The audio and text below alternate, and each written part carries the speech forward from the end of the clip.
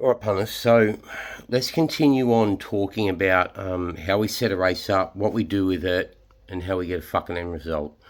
All right, so you've done your pace profile, you've done your conditions at the start, you've set the race up. Now you're starting to look at the form, and you ask yourself, what fucking horse do I look at first?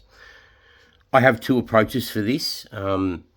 It took me years to develop these two approaches or know that they suit me best, and I use them at different times depending on what the race is. And what I mean by what the race is not the class of the race, but when I look at the odds board, what the odds board says to me.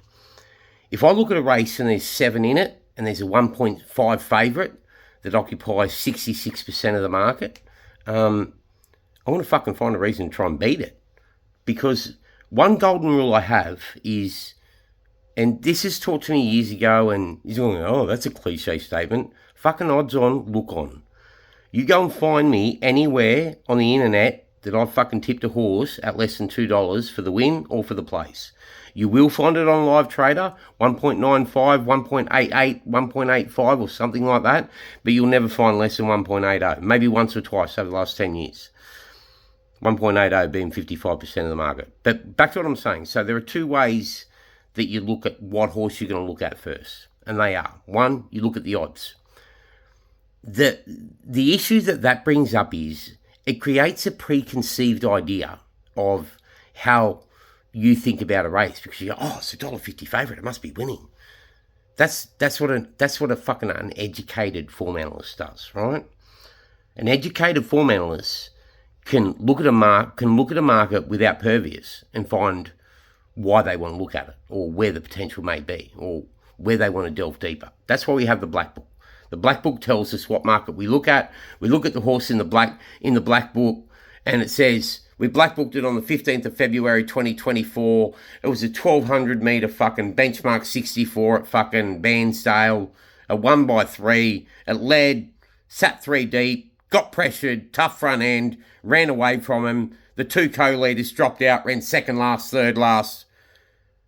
2 flashed late for second and third.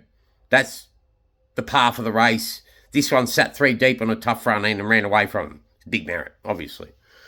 I'll teach you more about how to watch videos later, but that's just a scenario. So what I'm saying that, so you know I get sidetracked, but it's always good information when I get sidetracked.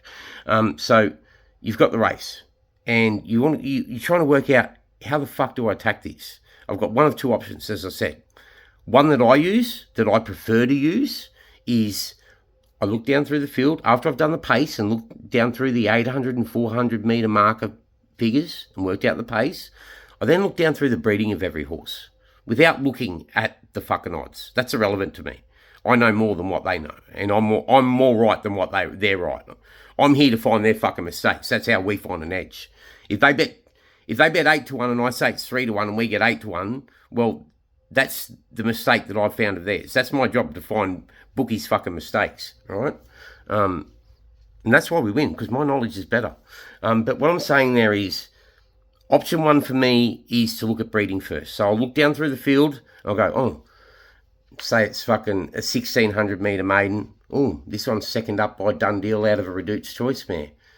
Finished 11th of 12 first up, but jumped out third of fucking 8 at Flemington. I'm going to go and have a look at that jump out. There might be something in it. Look at the dam. She's a fucking half to a Group 2 winner. Look at the second dam.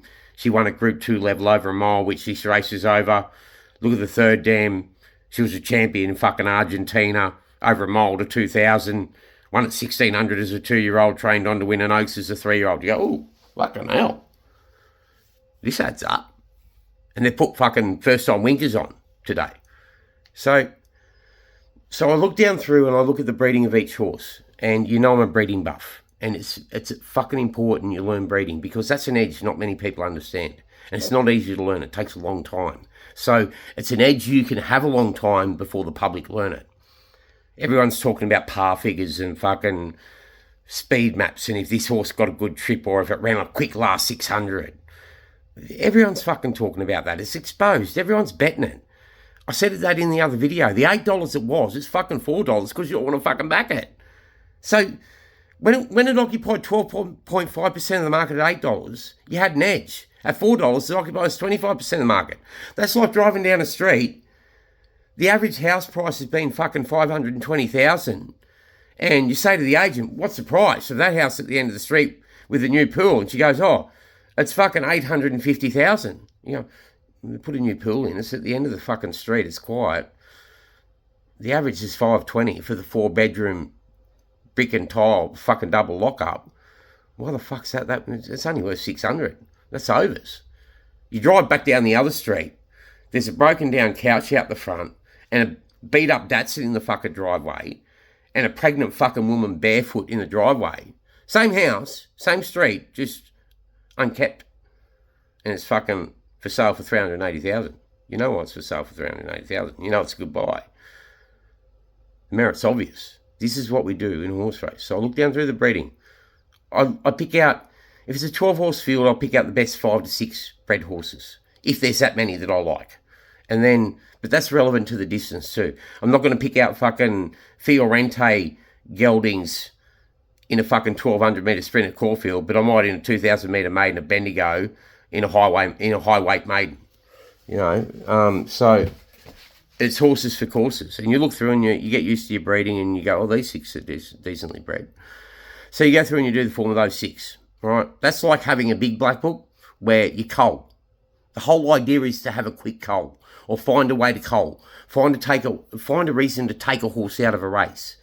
That refers back to option 2, the second method, where you look at the odds and you go, oh, he's a 1.5 favourite, occupies 66%. Let's see where he is to the par. It might be a 40k maiden at fucking Kilmore on a fucking Tuesday, right? 1,200 metres. And this horse has run second in a 27k maiden at fucking Bairnsdale or whatever on debut. The horse that's one that's failed 3 times since. The horse that ran third, half a length behind, hasn't run since. The horse that ran fourth, beaten a length and a half, has failed twice since. His form's starting to be pretty fucking average. All right, so you look at the breeding, nothing on the damn side of the pedigree that adds up to add speed plus speed. It's by Uncle Mo on the top half or something like that.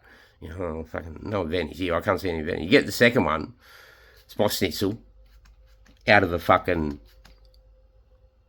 I don't know, Zabil mare that had speed through the second dam. Might have been no Riley mare. And you go, oh, fuck. Ran 30 in a jump out. Failed on debut. They put it away. Missed a kick first up, ridden upside down. Second up, here it is, 1,200 metres. And they're stepping up in class. I'll have a look at the breeding. And it's with a fucking known city trainer. You're not going to get a prize because it's with a known trainer. And you look at the breeding. Second dam's fucking good winner or whatever. And you go, oh, fucking hell. You go watch the jump out. All stacks up. You've checked the breeding of that. All adds up.